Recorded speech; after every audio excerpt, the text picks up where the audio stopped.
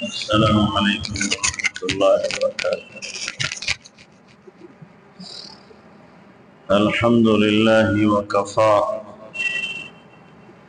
وسلام علی عباده الذین اصطفى، اما بعد فاعوذ باللہ من الشیطان الرجیم، بسم اللہ الرحمن الرحیم،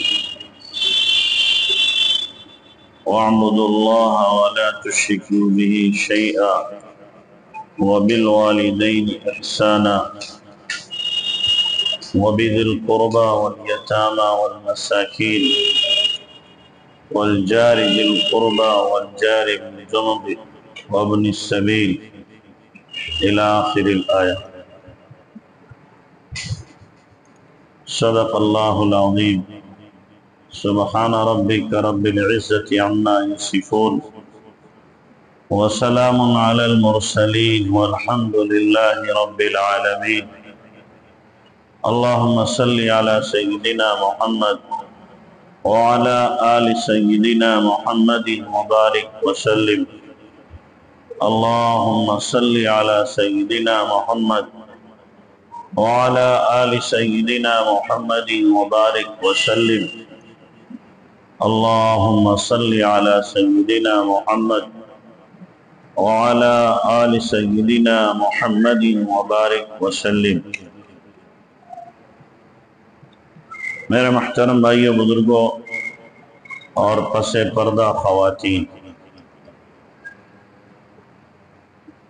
حقیقت یہی ہے جیسے کہ مولانا اشمت صاحب بتا رہے تھے کہ ہمارے شہر میں علماء کی کثرت کی وجہ سے علماء کی قدر نہیں ہے۔ جہاں علماء نہیں ہے وہاں ان سے پوچھو ان کی کتنی دینی ضرورتیں دبی رہتی ہیں، پوری نہیں ہوتی۔ ہم تو جب چاہیں جس کو چاہیں بلا لیں اور آسانی سے میسر بھی ہو جاتے ہیں، لیکن یہ نہ سمجھیں کہ آسانی سے میسر ہو جاتے ہیں لہذا ان کی کوئی قدر نہیں، کوئی عظمت نہیں۔ ہم نہیں کہتے آپ میری قدر کریں، ہم تو چھوٹے آدمی ہیں، لیکن جو اکابر علماء ہیں ان کی قدر کرو، عظمت کی نگاہ سے دیکھو، محبت کی نگاہ سے دیکھو، اور ان کی قدر یہی ہے کہ ان کی باتوں کو پلے باندھ لو، عملی زندگی میں ان کو لے آؤ، یہ ان کی قدردانی۔ باتیں سننا اور سن کر کے انسنی کر دینا یہ ناقدری۔ سن کے ہم سن نہ ہو جائیں۔ بہت سے لوگ سن کے کیا ہو جاتے ہیں؟ سن ہو جاتے ہیں، عملی اقدام کرتے ہی نہیں ہیں۔ یاد رکھیں، جس بندے کو جس چیز کا علم ہو گیا وہ اس کا عالم ہو گیا۔ اب قیامت میں اس علم کے بارے میں اس سے پوچھا جائے گا کہ تو نے عمل کیا کہ نہیں کیا۔ قیامت میں 5 سوال ہوں گے، ان میں سے ایک سوال یہ بھی ہے، ماذا عمل بما علم، جو تمہارے پاس علم تھا اس پر عمل کتنا کیا۔ یہ سوال صرف مولوی سے نہیں ہوگا، جس کے پاس جتنا علم ہے اس کے بارے میں سوال کیا جائے۔ تو آپ نے جب سن لیا تو آپ کو علم حاصل ہو گیا، اب عمل نہیں کریں گے تو گرفت سے نہیں بچ سکتے، اللہ کی پکڑ سے نہیں بچ سکتے، پکڑ ہونا ہے۔ ہم مولویوں کا کام بتا دینا ہے، منوانا تو ہے نہیں، ہم کوئی کوتوال تو ہے نہیں، دروغہ تو ہے نہیں کہ لٹھ مار کے منوا لیں۔ ہم آپ کو بتا سکتے ہیں، سمجھا سکتے ہیں، منوا نہیں سکتے۔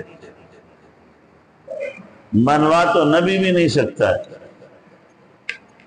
حالانکہ نبی کو اللہ بھیجتا ہی اس لیے ہے وما ارسلنا من رسول الا لیطاع باذن اللہ، یہ رسول آتا ہی اس لیے ہے کہ اس کی تابعداری کی جائے۔ لیکن رسول کو اللہ نے کیا کہا کہ آپ ان سے کہہ دو وما علینا الا البلاغ المبین، ہمارے ذمے کھلم کھلا پہنچا دینا ہے، منوانا نہیں۔ تو اس لیے جب علم حاصل ہو جائے اس پر عمل کرنا ضروری ہے۔ اور حقوق اللہ کے مقابلے میں حقوق العباد کا معاملہ زیادہ سنگین ہے۔ حقوق اللہ کی معافی میں وسعت بہت ہے، حقوق العباد میں معافی کا خانہ ہے ہی نہیں۔ یہ تو جس بندے کا آپ نے حق مارا ہے وہ بندہ اگر معاف کرے گا تبھی معافی ہو سکتی، ورنہ نہیں۔ چاہے وہ باپ بیٹے کا حق مارے، بیٹا باپ کا حق مارے، بیوی شوہر کا حق مارے، شوہر بیوی کا حق مارے، استاد شاگرد کا حق مارے، شاگرد استاد کا حق مارے، پیر مرید کا حق مارے، مرید پیر کا حق مارے، بھائی بھائی کا حق مارے، بہن بھائی کا حق مارے، یا اسی طریقے سے ساس بہو کا حق مارے، بہو ساس کا حق مارے، کسی کا بھی حق مارا جائے گا قیامت کے دن اس کی جواب دہی لازم ہے۔ دنیا میں تو طاقتور آدمی کمزور کا حق دبا لیتا ہے اور سینہ تان کے کہتا کیا کر لو گے کر لو، یقیناً کمزور کچھ نہیں کر سکتا۔ لیکن ایک دن وہ بھی آئے گا کہ سب سے طاقتور عدالت میں مقدمہ پہنچے گا، وہاں پر ہماری طاقت کی کوئی حیثیت نہیں اور ہماری چرب زبانی کام نہیں ہے۔ وہاں انصاف کا ترازو قائم کیا جائے گا، وَنَضَعُ الْمَوَازِينَ الْقِسْطَ لِيَوْمِ الْقِيَامَةِ فَلَا تُظْلَمُ نَفْسٌ شَيْئًا، کہ عدل کا ترازو قائم ہوگا اور ذرہ برابر کسی پر ظلم نہیں کیا جائے گا۔ تو وہاں پر آدمی کو اپنی بے بسی نظر آئے گی کہ میں نے جو دوسرے کا حق مارا تھا اس کا حق مار کر اپنے اوپر زیادتی کی تھی۔ میں اگر آپ کا حق مار رہا ہوں تو میں احمق اور پاگل ہوں، اس لیے کہ میں اپنی نیکیاں آپ کے کھاتے میں پہنچا دوں گا، قیامت کے دن میں اپنی نیکیاں آپ کو دوں گا۔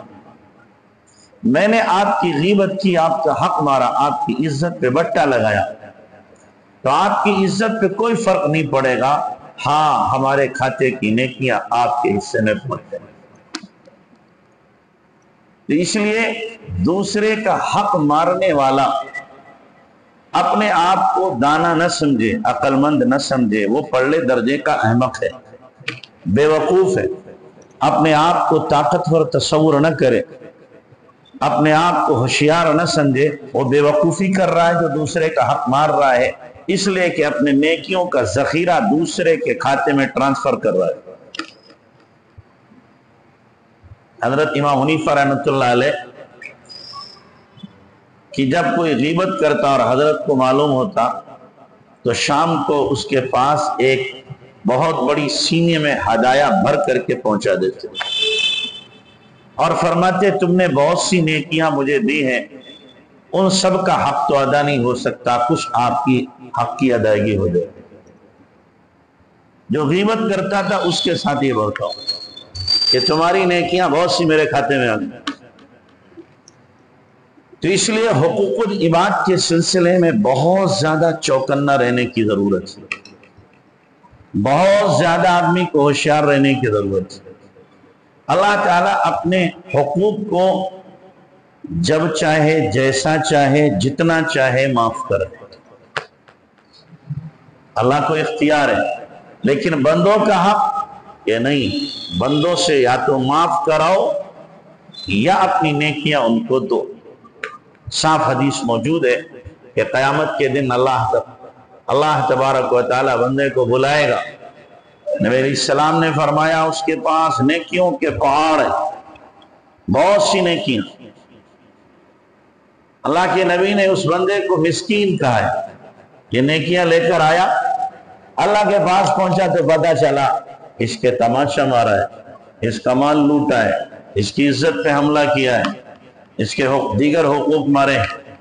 قد اکل مال ھذا وشتم ھذا وضرب ھذا، تو اب آ رہے ہیں لوگ حق والے، اے اللہ اس نے گالی دی تھی، ٹھیک ہے نمازیں لے جاؤ، اس نے غیبت کی تھی، روزے لے جاؤ، اس نے میرا مال ہڑپ کیا تھا، ٹھیک ہے اس کی زکوٰۃ لے جاؤ، اے اللہ اس نے میرے ساتھ زیادتی کی تھی، ٹھیک ہے حج لے جاؤ۔ حقدار آ رہے ہیں اور ایک ایک کر کے نیکیاں لے کے جا رہے ہیں، یہاں تک کہ اس کے پاس نیکیوں کا ذخیرہ ختم، لیکن حقدار کھڑے ہیں لائن سے، ہمارا دو، ہمارا حق دو، ہمارا حق دو، تو اللہ تعالیٰ فرمائے گا اب اس کے پاس نیکیاں تو ختم ہو گئیں، لہذا اب تم اپنے گناہ اس پر لاد دو، گناہ اس کے اوپر لادے جائیں گے، نیکیاں ختم ہو چکی ہے، اٹھا کر کے اس کو جہنم میں جھونک دیا جائے گا۔ آیا تھا پہاڑ نیکیوں کے لے کر کے، لیکن معاملات کی غلط تجویز کی وجہ سے اور معاملات کی کھوٹ کی وجہ سے اور معاشرت کی کمی کی وجہ سے ساری نیکیاں دوسروں کو دے کر دوسروں کے گناہ اپنے سر لے کے جہنم میں جا رہا ہے۔ آپ نے فرمایا میری امت کا مسکین ہے، یہ میری امت کا کیا ہے؟ مسکین۔ تو اس لیے حقوق العباد کے سلسلے میں ہمیں چوکنا رہنے کی ضرورت ہے۔ یہ نہ سمجھو کہ ہم طاقتور ہیں دوسرے کا حق مار لیں گے۔ عام طور سے لوگ اپنی بیویوں کا حق مارتے ہیں، اس لیے کہ وہ بیچاری کمزور ہے۔ کچھ ہیں سر چڑی جو شوہر کا حق مارتی ہیں، لیکن وہ کم ہے، زیادہ شوہر ہی بیویوں کا حق مارتے ہیں۔ جو عورتیں اپنے شوہر کا حق مار رہی ہیں، ان کی فرما برداری نہیں کر رہی ہیں، ان کے مال میں خیانت کر رہی ہیں، وہ بھی یقینی طور پر گرفتار ہوں، وہ بھی پکڑی جائیں گی کہ انہوں نے حق مارا ہے۔ یا شوہر کے مال کو اپنے میکے پہنچا رہی ہیں، چرایا اور میکے پہنچا دیا بغیر شوہر کی اجازت کے، یہ چوری کرنے والی چوٹن ہے، یہ چوٹن ہے جو بغیر اجازت کے میکے میں اپنے مال پہنچا رہی ہے۔ شریعت میں اس کو چور ہی کہا جائے گا اور قیامت کے دن یہ پکڑی جائے گی۔ لیکن اکثر و بیشتر شوہر جو ہیں بیوی کے حق مارتے ہیں، زیادتی کا شکار اپنی بیوی کو بناتے ہیں اور یہ سمجھتے ہیں کہ میرا تو یہ حق بنتا ہے اس کے اوپر۔ اور اللہ تبارک و تعالیٰ کو بھی چونکہ پتہ تھا کہ بندے میری بندیوں کا حق ماریں گے، اس لیے اللہ تبارک و تعالیٰ نے قرآن کے اندر عورتوں کے حقوق کی سفارش کی۔ عورتوں کے حقوق کی کیا کی ہے؟ سفارش کی، اور فرمایا عاشروہن بالمعروف، کہ میری بندیوں کے ساتھ اچھا برتاؤ کرنا۔ فَإِن كَرِهْتُمُوهُنَّ شَيْئًا فَعَسَىٰ أَن يَجْعَلَ اللَّهُ فِيهِ خَيْرًا كَثِيرًا، تمہیں ہو سکتا ہے کوئی بات بری لگے لیکن اللہ نے اس میں خیر رکھی ہو۔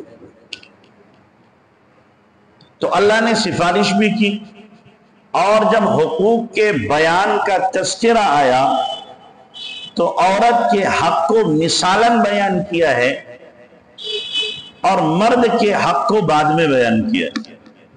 پہلے عورت کا حق بیان کیا، فرمایا وَلَهُنَّ مِثْلُ الَّذِي عَلَيْهِنَّ بِالْمَعْرُوفِ، عورتوں کے لیے حقوق ہیں جتنے کے عورتوں پر حقوق ہیں۔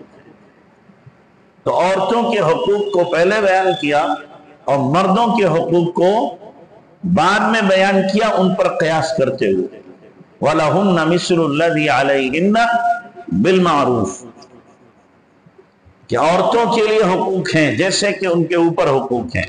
یہ نہیں ہے کہ شوہر اینٹ کے بیٹھ جائے اور کہے نہیں میرا حق ادا کرنا پڑے۔ اگر 4 बार आपके नाराज होने पर आपकी बीवी आपको मनाती है, अगर बीवी नाराज हो जाए तो 1 बार आप भी मनाइए, उसका भी हक है, वो भी इंसान है, जानवर नहीं है। तो जिम्मेदारी हमारे सर भी होती। इसी तरह अल्लाह तबारक व तआला ने चौथे पारे में जब वरासत का मसला आया तो वहां पर भी औरतों के हक को पहले बयान किया है, मर्दों के हक को बाद में बयान किया। तो ये अल्लाह तबारक व तआला क्यों कर रहा है? अल्लाह को पता था कि जालिम शौहर हक मारेंगे, जालिम भाई बहनों का हक मारेंगे, इसलिए अल्लाह ने पहले बयान किया। जब हुकूकुल इबाद हैं तो सारे हुकूक पर हमें नजर रखना पड़ेगी। आप देखिए वरासत देने वाले कितने लोग हैं मुसलमानों में? वरासत देने वाले मुश्किल से 10% होंगे। 90% लोग वो हैं जो वरासत का हक नहीं देते, हड़प कर जाते हैं, लुक़्मे तर समझते हैं और उनका ख्याल ये है कि इस हक को मार लेने में हमारी कोई पकड़ नहीं होगी। हालांकि अपनी बहन का हक मारना और उसके वरासत के हक को हड़प कर जाना कतअन हराम है। जैसे चोरी करके खाना, डाका डाल के खाना, गबन करके खाना, गसब करके खाना, किसी के माल को हड़प कर लेना, ये आप हराम समझते हैं। ऐसे ही बहन के हक को न दे करके आप जिंदगी गुजार रहे हैं और खा रहे हैं, ये भी आप हराम खा रहे हैं। आपकी इबादतें इंदल्लाह मकबूल नहीं होंगी। एक लुक़्मे हराम पेट में चला जाए 40 दिन तक इबादत कबूल नहीं होती, और जो सारी हराम डकार रहा हो, ऊपर से नीचे तक कपड़े भी हराम के, खाना भी हराम का, पीना भी हराम का, रिहाइश हराम की, परवरिश हराम की, तो क्या उसकी इबादत कबूल होगी? उसकी इबादत मकबूल होगी?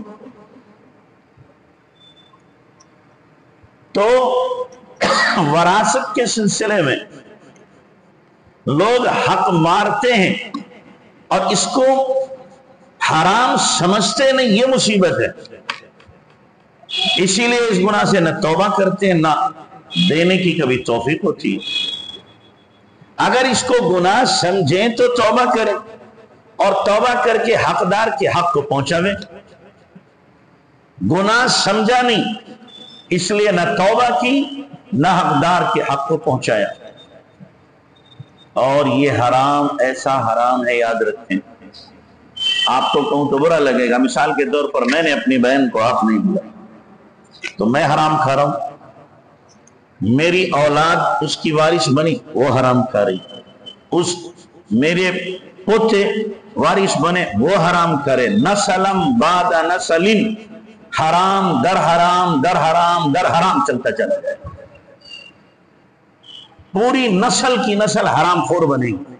साफ लफ्जों में कहता हूं, पूरी नस्ल हराम खोर बनेगी।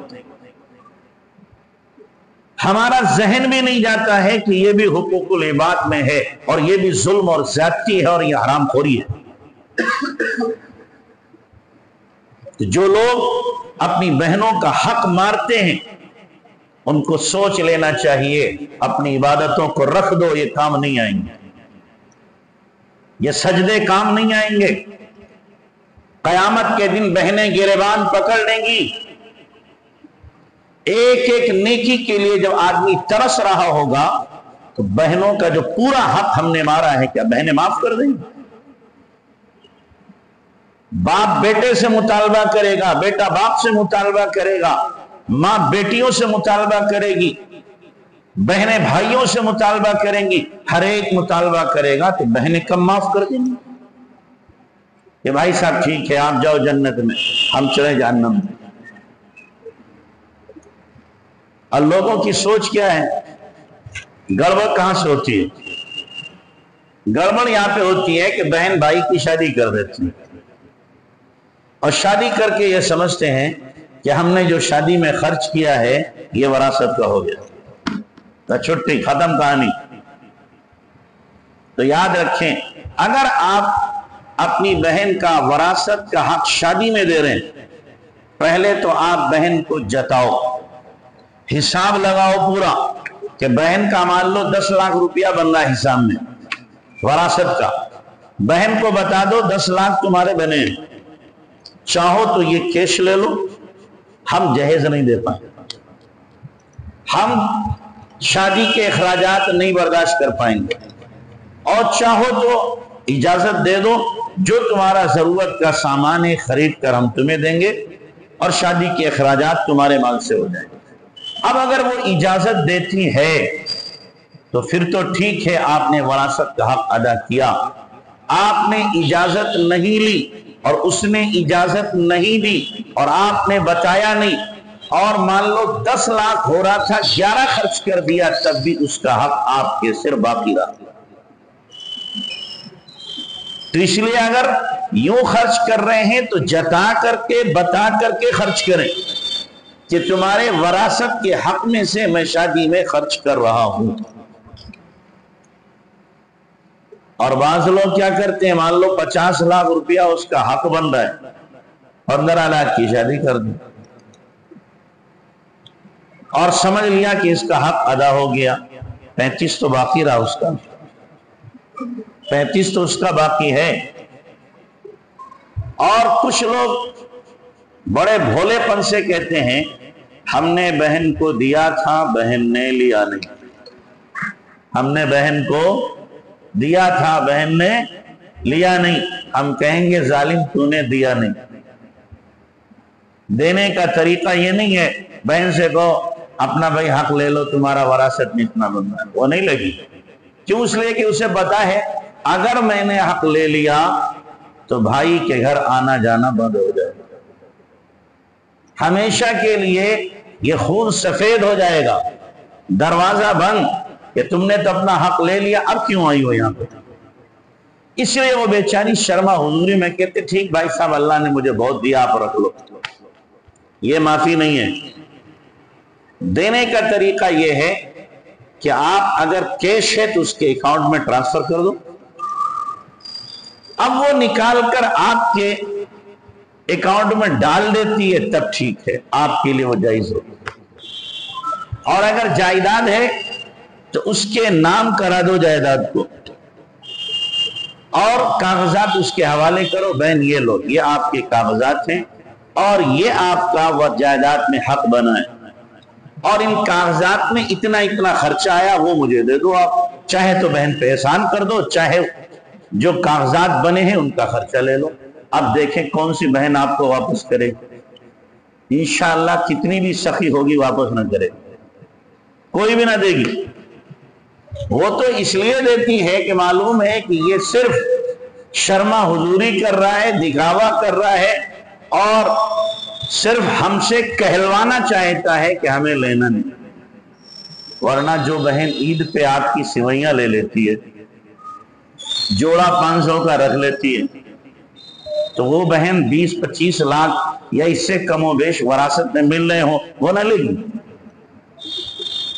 یہ معمولی چیزیں 1500 کی رقم ہے تو لاکھوں کا جو وراثت کا حق ہے وہ کیسے معاف کرے؟ تو اس لیے یہ ایسا حق ہے جس میں اکثر و بیشتر لوگ مبتلا ہیں اور حق ماری کر رہے ہیں۔ اس لیے آپ جتنے بیٹھے ہو طے کرو انشاءاللہ ہم بہنوں کو حق دیں گے، زور سے نہیں کہ انشاءاللہ آپ لگ رہا ہے کچھ کا ارادہ گڑبڑ ہے کہ آج تو آ کے پھنس گئے، پھنس گئے کہ مول صاحب ایسی بات کر رہے ہیں۔ آپ نیت تو کرو، آپ اپنا حق دو گے، اللہ تبارک تعالی حرام سے بچا کر حلال میں برکت دے گا۔ دوسرے کا حق مارو گے تو اس میں برکت نہیں ہوگی، اور دوسرے جب یہ رواج چل پڑے گا تو آپ کی بیوی بھی تو آپ کا حق لے کے آئے گی، نہیں لائے گی؟ بھئی آپ کی شادی آپ مان لو 4 بھائی ہو، 2 بہنیں ہیں، 2 بہنوں کا حق گیا، 4 بیویاں آپ کے گھر میں آئیں تو 4 کی وراثت تو آئے گی آپ کی۔ ادھر لینا جانتے ہیں، ادھر دینا نہیں جانتے کہ ہمارے یہاں ون وے ٹرافک ہے، جو آ جائے جائے گا نہیں، تو یہ ون وے ٹرافک مت کرو، لو بھی اور جو جس کا بن رہا ہے تو اسے دو بھی۔ تو اس لیے بھائیو یہ بڑا نازک مسئلہ ہے، بڑا نازک مسئلہ ہے، اور ہم لوگ اس میں بہت زیادہ کوتاہی برتنے والے ہیں۔ تو جن لوگوں نے اب تک نہیں دیا ہے وہ دے دیں اگر والدین انتقال کر دیں۔ اور پھر اس میں ایک بڑی کوتاہی ہوتی ہے، اگر باپ انتقال کر گیا اور چھوٹے چھوٹے اس کے بچے ہیں اور ایک بڑا بھائی ہے، تو اب بڑا بھائی کیا وراثت تقسیم نہیں کرتا، اسی میں سے خرچ کر رہا ہے، اس کی اولاد بھی کھا رہی، وہ بھی کھا رہا، بیوی بھی کھا رہی۔ یہ یتیم بچہ ہے 8 سال کا، 10 سال کا، 9 سال کا، یہ یتیم ایک کھا رہا، اس کے 4 کھا رہے، چلو اس کے بچے نہیں تب بھی تو 2 کھا رہے نہیں بیوی۔ تو یہ جو کھا رہے ہیں اس بچے نے اجازت تو نہیں دی، اور اجازت دے بھی دے تو اس کی اجازت منظور نہیں، تو ہم کیوں نہیں تقسیم کر دیتے اس کا حق؟ غریب کے لیے قرآن نے کہ اگر جو یتیم بچے کا کفیل ہے وہ غریب ہے تو اپنے کھانے کو اس کے کھانے کے ساتھ ملا لے تاکہ خرچہ کم بیٹھے، مقصد یہ ہو خرچہ کم ہو، ہم کھلا نہیں سکتے ہیں تو اس کے ساتھ کھانا بنا لیں، اس کی اجازت دی ہے۔ لیکن قرآن صاف کہہ رہا وَلَا تَأْكُلُوهَا إِسْرَافًا وَبِدَارًا، فضول خرچی کے ساتھ نہیں کہ تم اللہ تللے خرچ کرو۔ تو بڑا بھائی اگر تقسیم نہیں کر رہا ہے تو یاد رکھیں یتیم کا مال کھانے والا ہے، یتیم کا مال کھا رہا ہے۔ جیسے ہی انتقال ہو والد کا اور نابالغ وارثین ہیں تو فوراً تقسیم کر دو، بالغ وارثین ہیں تو ان سے اجازت لے لو، بھائی یہ خرچہ ہے، ہم اجتماعی طور پر کریں گے یا وراثت تقسیم کر کے کریں گے۔ سارے بالغین اجازت دے دیں، لڑکیاں بھی لڑکے بھی، تب آپ خرچ کر سکتے ہیں۔ فقہا نے یہاں تک مسئلہ لکھا کہ اگر مرنے والا مرا اور اس کے پرانے کپڑے جو عام طور سے استعمال نہیں کیے جاتے، اس لیے اس میں جن چپٹ جاتے ہیں، کپڑوں میں کیا چپٹ جاتے ہیں؟ جن۔ اور ماں مری سونے کی انگوٹھی چھوڑی، دیگر زیورات چھوڑے، اس میں جن نہیں چپٹتا ہے، اس میں کوئی جن نہیں چپٹا ہے، وہ سارے قبضہ کر لیں گے، کپڑوں میں جن چپٹے گا۔ تو یہ جو کپڑے پرانے ہوتے ہیں، یہ پرانے کپڑے بھی کسی فقیر کو دینا اس وقت تک جائز نہیں ہے جب تک کہ سارے بالغ وارثین اجازت نہ دے دیں، اور اگر نابالغ وارثین ہیں تو پھر دینا ہی جائز نہیں ہے، الا یہ کہ ان کپڑوں کی آپ قیمت لگائیں، اور قیمت لگانے کے بعد جو نابالغ ہیں ان کی قیمت آپ کیا ہے الگ کر کے رکھ دیں کہ یہ ان کی وراثت کا حصہ ہے، اپنا حصہ کیا کر دیں تقسیم کر دیں۔ کون کرتا ہے احتیاط؟ کوئی بھی نہیں کرتا، اس لیے کہ ہمیں مسائل سیکھنے کی فرصت ہی نہیں ہے، نہ معلوم کرتے ہیں نہ عمل کرتے ہیں، اور یوں ہی زندگی کی پٹری چل رہی۔ تو حقوق العباد کیا ہیں؟ ضائع ہو رہے ہیں اور ہم ضائع کر رہے ہیں، اس سے ہمیں مکمل طور پر احتیاط کرنے کی شدید ضرورت ہے۔ کرو گے بھائی انشاءاللہ؟ تو ایک تو حق یہ ہے جو مارا جا رہا ہے، اس کو ہمیں کیا کرنا ہے؟ زندہ کرنا۔ بات چلی تھی کہ بیوی کے حقوق کیا کیے جاتے ہیں؟ مارے جاتے ہیں۔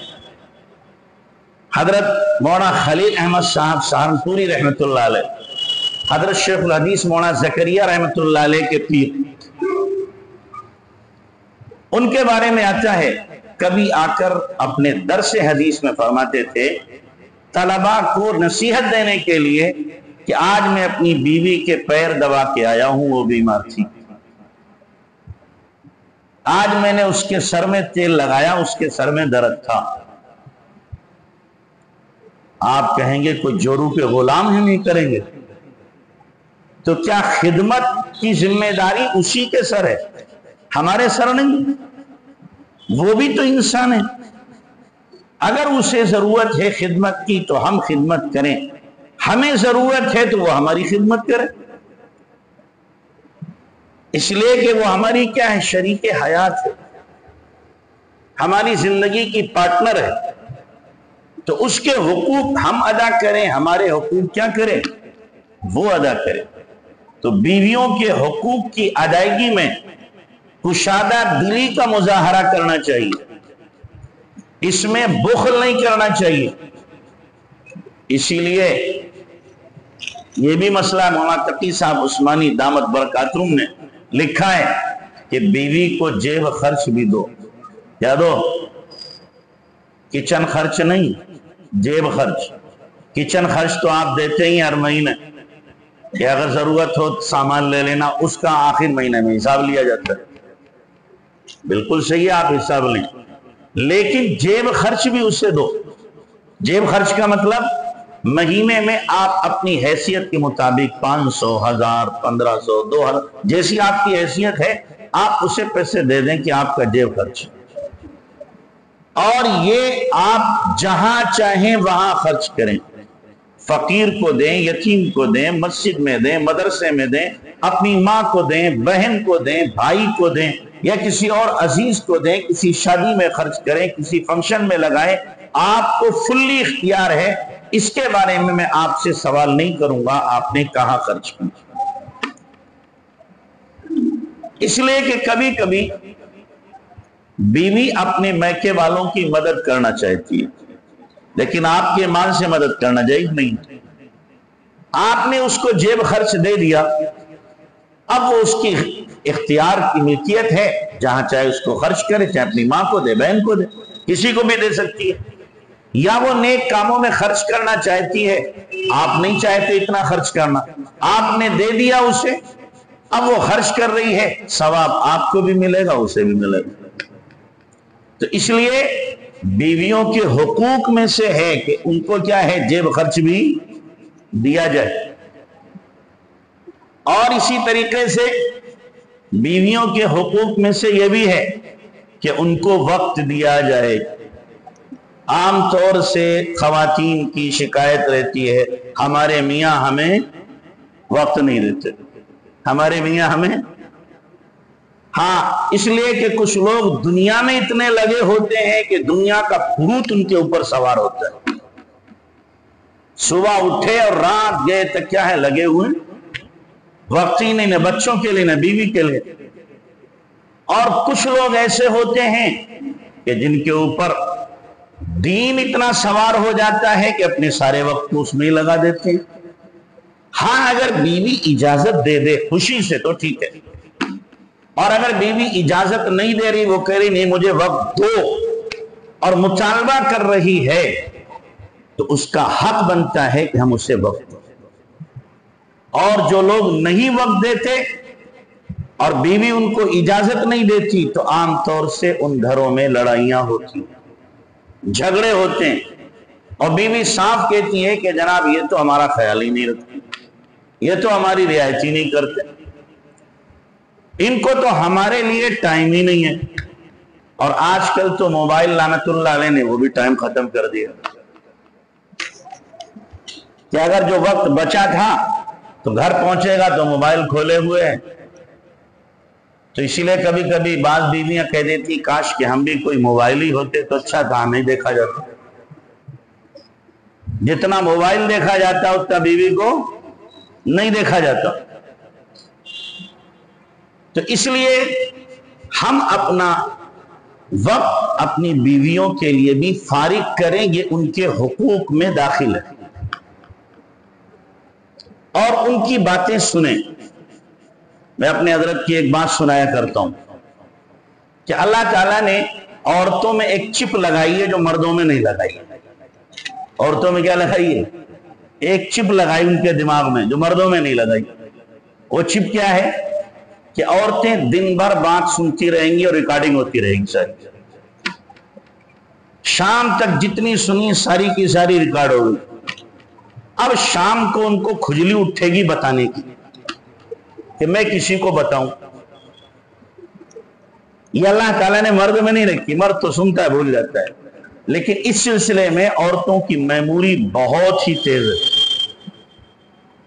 تو ساری باتیں سنی اور محفوظ کر لی. اب شام کو کھجلی اٹھ رہی ہے بتانے کی.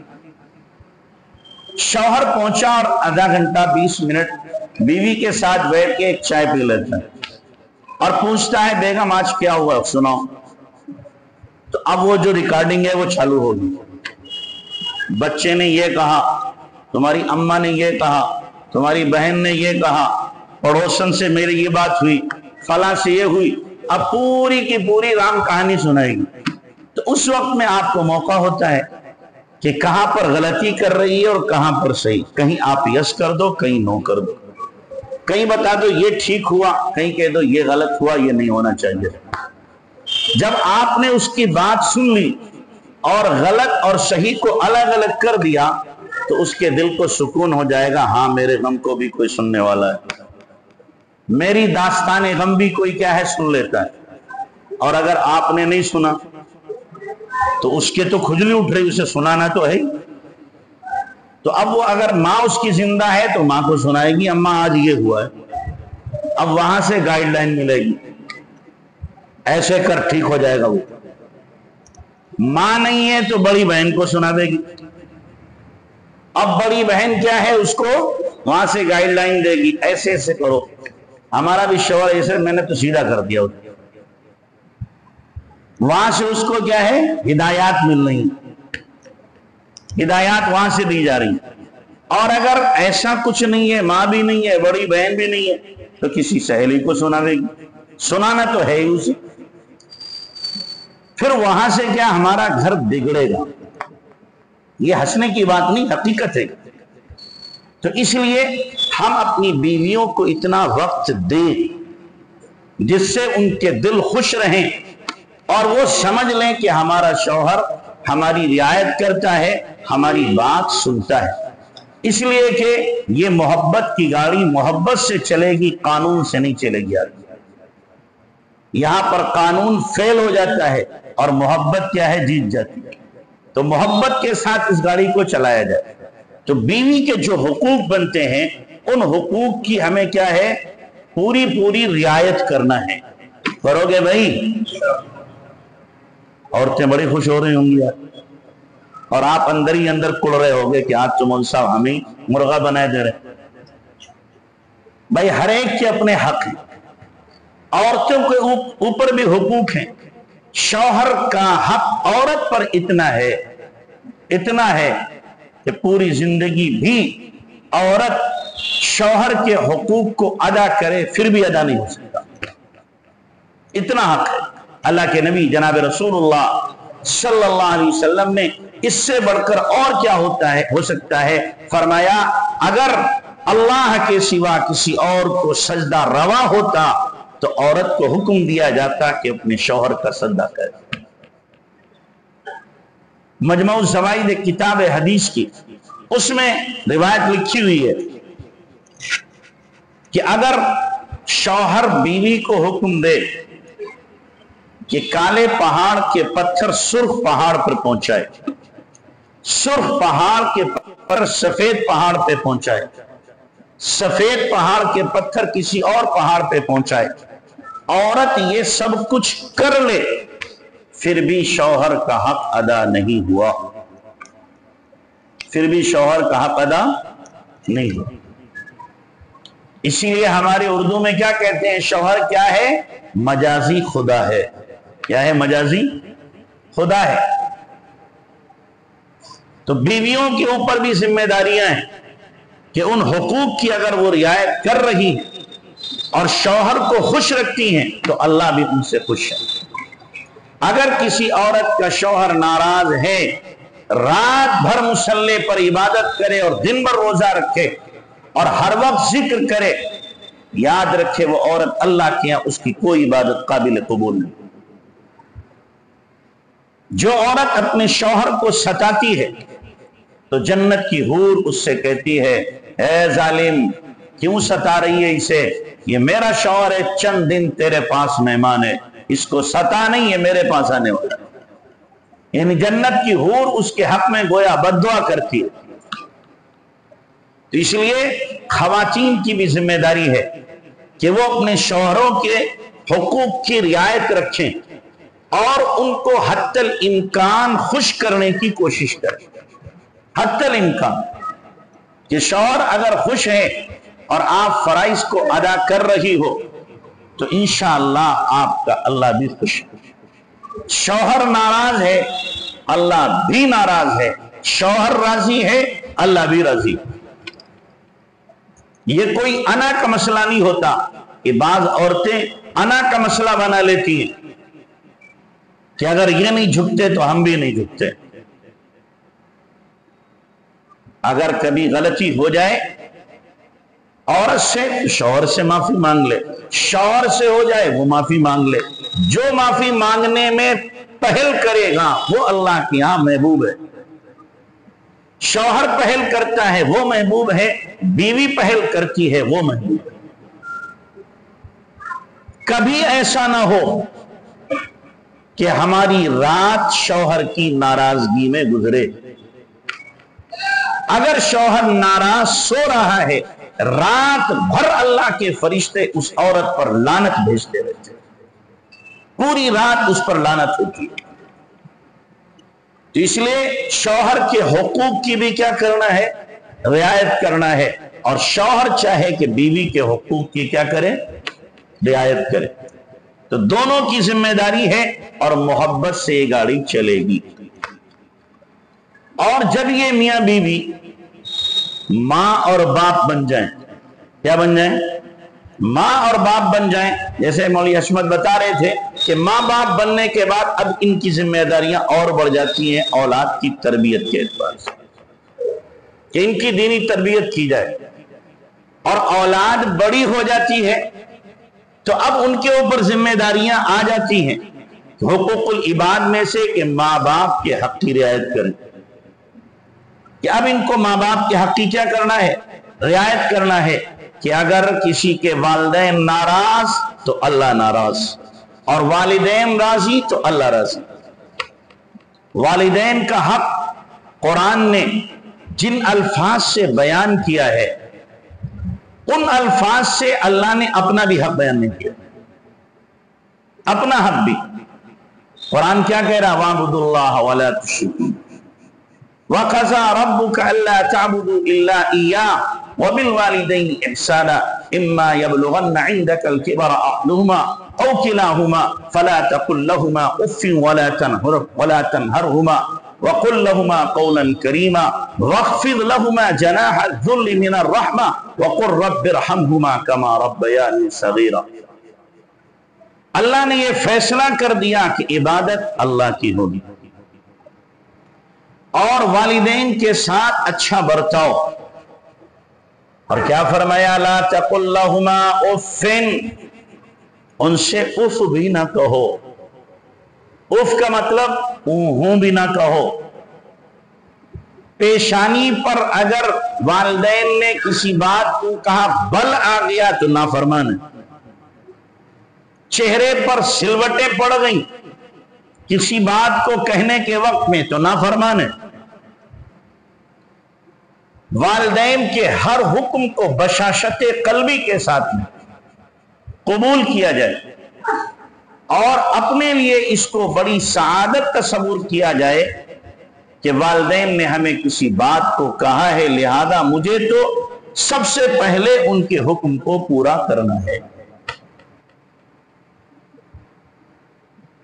लेकिन कितने जवान आजकल के हैं वालिदैन के हक तो दूर है, उनसे बैठकर बात भी नहीं करते।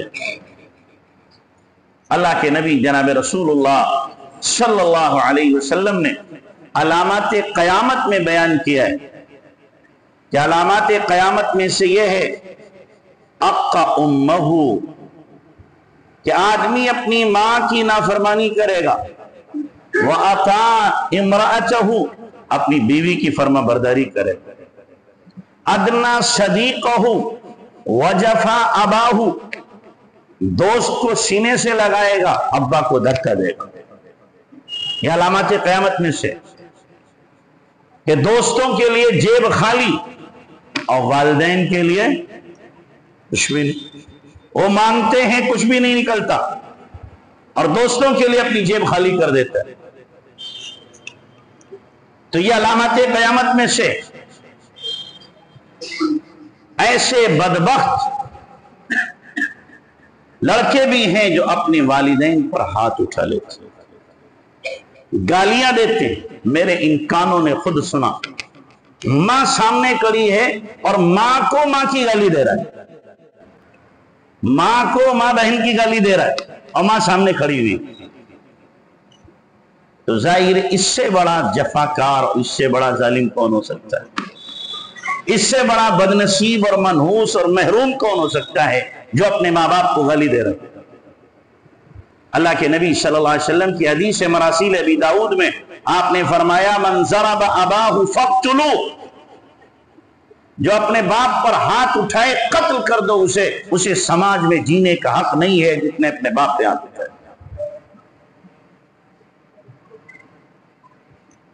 زیارت پر ایک صاحب رہتے ہیں، ان کے بیٹے جو ہیں پڑھے لکھے ہیں، کیا ہیں؟ دروغہ صاحب۔ کیا ہے؟ دروغہ صاحب۔ دروغہ جاہل تو نہیں ہوتا، پڑھا لکھا۔ اپنے باپ کے منہ پر اس نے 3 مرتبہ تھوکا، باپ کے منہ پہ 3 مرتبہ تھوکا۔ پڑھا لکھا ہے لیکن پڑھا لکھا جاہل ہے، دین نہیں پڑھا ہے، ڈگریاں حاصل کی ہیں، ڈگریوں سے اخلاق نہیں آتے، یاد رکھیں، ڈگریاں حاصل کرنے سے اخلاق نہیں آتے، اخلاق آتے ہیں اخلاق والوں میں رہ کر۔ کب اخلاق آپ کو آئیں گی؟ تو ایسے منحوس لوگ بھی ہیں جو اپنے والدین پر ہاتھ اٹھاتے ہیں یا ان پر تھوک دیتے ہیں یا ان کو گالیاں دیتے ہیں، نافرمانی کرتے ہیں۔ اور بعض لوگ کہتے ہیں کہ ماں باپ ہی اگر زیادتی کریں تو حدیث میں آتا ہے ایک صحابی اللہ کے نبی علیہ السلام کی خدمت میں آئے اور آ کر عرض کرنے لگے اللہ کے نبی اگر والدین میرے ساتھ زیادتی اور ظلم کریں تو آپ نے 3 بار فرمایا وَإِن ظَلَمَا وَإِن ظَلَمَا وَإِن ظَلَمَا، چاہے ظلم کریں چاہے ظلم کریں چاہے ظلم کریں لیکن تمہیں ان کے ساتھ پھر بھی حسن سلوک کرنا ہے۔ کیوں؟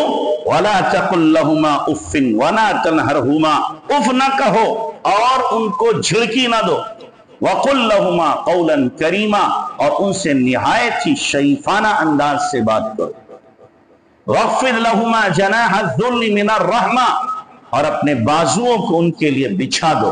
کیا مطلب؟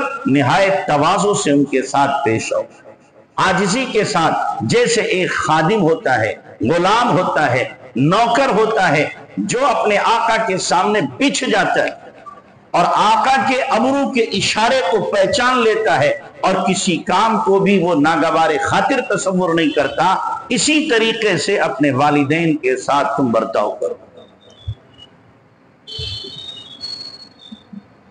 تو اس لیے ہمیں چاہیے کہ ہم اپنے والدین کی کیا ہے آپ کی رعایت کریں۔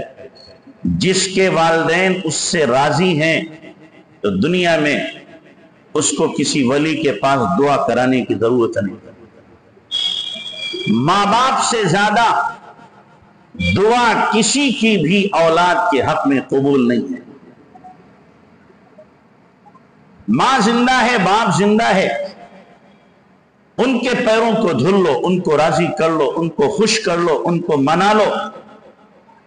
آپ کہو مت کہ ابا جی دعا کر دو، جو باپ ہوتا ہے خود ہی اس کے دل سے دعا نکلتی ہے۔ ماں ہوتی ہے آپ کوئی بھی کام کرو گے از خود دعا نکلے گی، کہنے کی ضرورت نہیں۔ ایک مرتبہ میں نے اپنے ابا سے کہا ابا جی دعا کر دو، کہنے لگے بیٹا جب بھی ہاتھ اٹھتے ہیں تم لوگوں کے لیے دعا کرتے ہیں. کہنے لگے ابھی راستے میں دھوپ تھی تو میں دعا کر رہا تھا اللہ بارش ہو جائے. بادل تھے، بارش ہوئی تو فوراً میں نے تم لوگوں کے لیے دعا کی ہے کہ اس وقت لگتا ہے دعا کی قبولیت کا وقت ہے، فوراً تمہارے حق میں دعا کی. تو ماں باپ تو دعا کرتے ہیں، لیکن ہمیں ایسا کام کرنا کہ ماں باپ کا جی خوش ہو اور دل سے ان کے دعا نکل جائے. ایک عالم دین ہے، وہ کہتے ہیں کہ جب بھی میرا کام اٹکتا ہے اور مجھے لگتا ہے راستہ نکلنے کا کوئی نہیں اور یہ کام ہو نہیں سکے گا، تو اپنا عمل بتاتے ہیں کہ رات میں جب میرے والدین سو جاتے ہیں تو میں وضو کرتا ہوں، ان کے پائنتی جا کر 2 رکعت نماز پڑھتا ہوں اور پھر ان کے پیروں کے پاس ہاتھ لے جا کر ان کے وسیلے سے دعا کرتا ہوں کہ اللہ ان کے وسیلے سے میرا کام ہو جائے. کہتے ہیں کبھی ایسا نہیں ہوا کہ میں نے دعا کی ہو اور قبول نہ ہو. تو ہم بزرگوں سے جاتے ہیں دعا کرانے کے لیے. سب سے بڑے بزرگ تو ہمارے والدین ہیں ہمارے لیے. ان کو خوش کرو، ان کو راضی کرو. حقوق العباد میں صرف یہی نہیں ہے کہ رشتہ داروں کے حق، سب سے پہلا حق اللہ کے بعد اگر کسی کا ہے تو والدین کا ہے. اللہ رسول کے بعد اگر حق بن رہا ہے تو کس کا بن رہا ہے؟ والدین کا بن رہا ہے. ان کے حق کی رعایت کرو، ان کو خوش کرنے کی کوشش کرو. ان کے حقوق میں سے یہ ہے کہ اگر وہ انتقال کر جائیں تو قریب میں ہے تو ہفتے میں 1 مرتبہ ان کے قبر پہ جاؤ، ایصال ثواب کرو. ان کے حقوق میں سے ہے کہ جو ان کے دوست تھے ان سے ملاقات کرو، ان سے محبت کا برتاؤ رکھو. لیکن کتنے لوگ ہیں جو حقوق کی رعایت کرنے والے ہیں؟ عام طور سے آج کل کے جوان باپ سے اتنی نفرت نہیں کرتے جتنی باپ سے کرتے. باپ سے اتنی نفرت نہیں کرتے جتنی باپ سے کرتے. بہت سے بددین جوانوں کا تو حال یہ ہے کہ باپ مالدار ہے، بوڑھا ہو گیا، انتظار کرتے ہیں کم مرے گا اور وراثت کا حق مجھے ملے گا. مر جائے بڈھا تو اچھا ہے، ہمارے خرچے میں تنگی ہے، یہ مر جائے گا ہمیں سب کچھ مل جائے گا اور پھر ہم اللے تللے گلچھرے اڑائیں گے. ایسے بددین بھی ہیں. اور ایسے بھی ہیں کہ جو والدین کی زندگی کے لیے روزانہ دعا کرتے ہیں کہ اللہ ان کی عافیت کے ساتھ عمر دراز کر. والدین گھر میں ہوتے ہیں تو خوش ہوتے ہیں اور چلے جائیں تو وہ کیا ہو جاتے ہیں؟ بالکل مرجھا جاتے ہیں کہ والدین گھر سے چلے. یہ سعادت مند اولاد، خوش نصیب اولاد ہے. اس لیے بھائی آپ سب بھی طے کرو کہ اپنے والدین کو خوش رکھو. اور اس مجمع میں یا ہماری جو خواتین پس پردہ ہیں ان میں سے کوئی ایسا ہے کہ والدین یا والدین میں سے کوئی ایک ناراض ہے تو ابھی جا کر ان سے پہلے معافی مانگ لیں. خیر پر غلطی ان کی ہے، مان لو ان کی غلطی ہے، لیکن باپ ہے، ماں ہے. ہم اگر معافی مانگیں گے تو ہم چھوٹے نہیں ہو جائیں گے. ہم تو ہیں ہی ان کے چھوٹے، ہمارا وجود ہی ان کی وجہ سے ہے. اگر ہم نے ان کے پیر پکڑ لیے، ہم نے معافی مانگ لی تو کون سی عزت گھٹ جائے گی؟ انشاءاللہ ان کی نگاہ میں ہماری عزت بڑھ جائے گی. تو معافی مانگو گے جا کے انشاءاللہ؟ ہاں، اس کا مطلب ہے کچھ لوگ ایسے. انشاءاللہ نکلی تو مطلب کیا ہے؟ کچھ لوگ ایسے ہیں جن کے والدین ان سے کیا ہیں؟ ناراض ہیں. اللہ سب کے والدین کو خوش رکھے. تو اس لیے یہ حقوق العباد میں سے ہے. سب سے پہلا حق کس کا؟ والدین کا، کہ ہم ان کے حقوق کو کیا کریں؟ ادا کریں.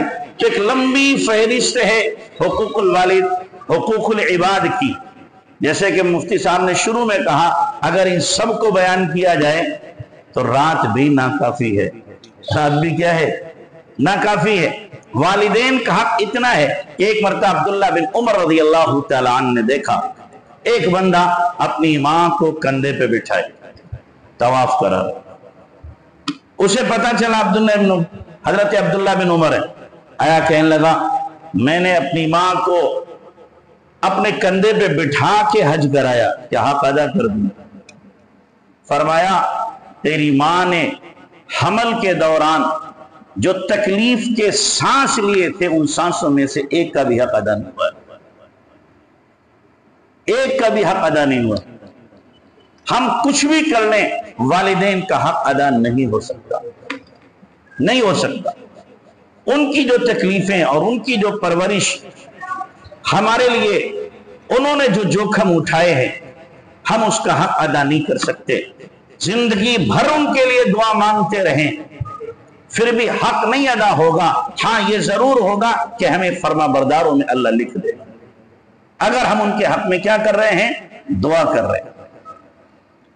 حضرت امام ابو حنیفہ رحمۃ اللہ علیہ اپنے وقت کے مجتہد ہیں، فقیہ ہیں، سب حضرت سے مسئلہ معلوم کرنے آتے تھے، اور امام صاحب کی جو والدہ تھی وہ امام صاحب سے مسئلہ نہیں معلوم کرتی، بوڑھی ہو گئی تھی، وہ کہتی فلاں وائس صاحب ہیں ان سے مسئلہ معلوم کرنے چلو۔ تو امام صاحب رحمۃ اللہ علیہ اپنی اماں کو اونٹنی پہ بٹھاتے، پھر لے کے جاتے پردے میں، اور وائس صاحب سے کہتے ہماری اماں آپ سے مسئلہ معلوم کریں گی۔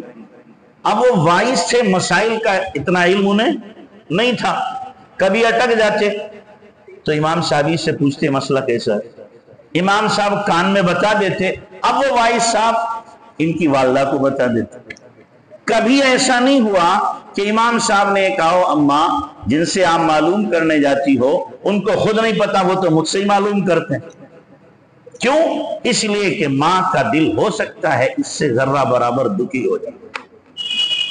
جب مسئلے کی ضرورت پڑی امام صاحب نے اپنی اماں کو لیا، اونٹنی پہ بٹھایا، ان وائس صاحب کے پاس گئے اور مسئلہ معلوم کر کے پھر گھر لے آئے۔ یہ ہے ماں کے حق کی ادائیگی، یہ ہے ماں کے حق کی ادائیگی۔ تو ہمیں چاہیے کہ ہم بھی کیا ہے، اپنی ماں کو ماں سمجھیں، باپ کو باپ سمجھیں، پاپ نہ سمجھیں۔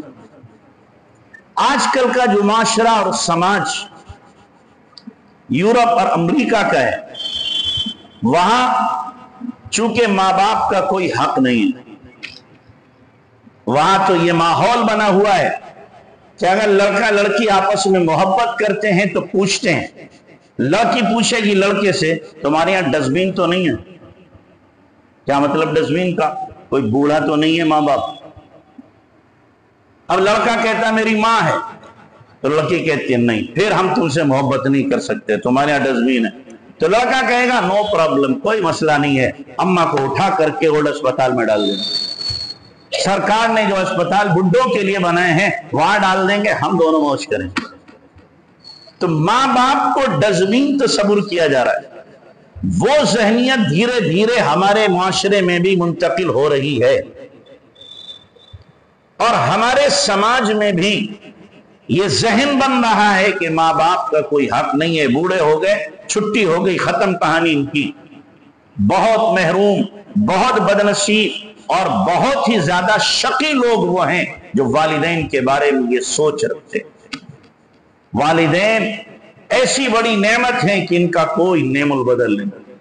دنیا میں صرف ایک ماں باپ کی ہستی ایسی ہوتی ہے کہ کبھی بھی اولاد کی ترقی سے ان کو حسد نہیں ہوتا، باقی جتنے بھی ہیں آپ ترقی کریں گے حسد ہوگا۔ استاد کو بھی کبھی کبھی حسد ہو جاتا، میرا شاگرد مجھ سے آگے کاہے کو جا رہا، استاد کو بھی ہو جائے گا۔ لیکن باپ اور ماں ایسی ہستی ہیں جتنا آپ ترقی کریں، جتنا عروج پہ جائیں، جتنی بلندیاں آپ چھو لیں، ماں باپ کو خوشی ہوگی اور دعا کرے اللہ میرے بچے کو اور ترقی دے، میرے بچے کو اور ترقی دے۔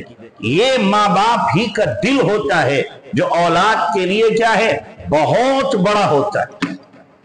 اب ان کے لیے اپنے دل کے اندر داغ رکھنا، ان کے لیے اپنے دل کے اندر کبیدگی رکھنا اور ان کو اپنے لیے بوجھ سمجھنا، یہ بہت بڑی مصیبت ہے، بہت بڑی حماقت ہے۔ اور دیکھو ایک بات آپ کو بتاؤں میں اپنے تجربے کی، اگر آپ مالدار بننا چاہتے ہو اپنے ماں باپ پہ خوب خرچ کرو. کیا کرو؟ ماں باپ پہ خرچ کرو، مالدار ہو جاؤ. آپ کے پاس پیسے کم ہوں، اٹھا کر ماں کو دے دو، باپ کو دے دو، اللہ دے دے گا اس کا بدلہ. میرا اپنا تجربہ ہے، کسی اور کا نہیں بتا رہا. میرے پاس جب پیسے کم ہوتے ہیں تو اپنی اماں کو ابا کو اٹھا کے، ابا تو گزر گیا اللہ مغفرت فرمائے، ماں ہے تو ماں کو دے دیتا ہوں، اللہ تعالیٰ کچھ ہی دنوں میں اس کا کئی گنا واپس کر دیتا. میرا تجربہ ہے اور یقین ہے اس پر، اور یہ یقین کبھی میرا کھوٹا نہیں ہوتا، کبھی اس کے خلاف نہیں ہوتا. ہم سمجھتے ہیں کہ ماں باپ پہ خرچ کریں گے کم ہو جائیں گے. یہ بہت بڑی کیا ہے، ہماری ناقبت اندیشی ہے، حماقت ہے ہماری. ماں باپ پہ خوش دلی سے خرچ کر کے دیکھو، اللہ تبارک تعالیٰ وارے کے نعرے کر دے، جھولیاں بھر دے گا ہماری. اس لیے کہ ماں دعا کرے گی تنہائی میں بھی اور آپ کے سامنے بھی، اور ماں کی دعائیں انشاءاللہ رائے گا نہیں رہتی. کرو گے بھائی انشاءاللہ؟ اللہ ہم سب کو عمل کی توفیق عطا فرمائے. 1 گھنٹہ پورا ہو گیا، 2 حقوق بیان ہوئے. دعا فرمائے.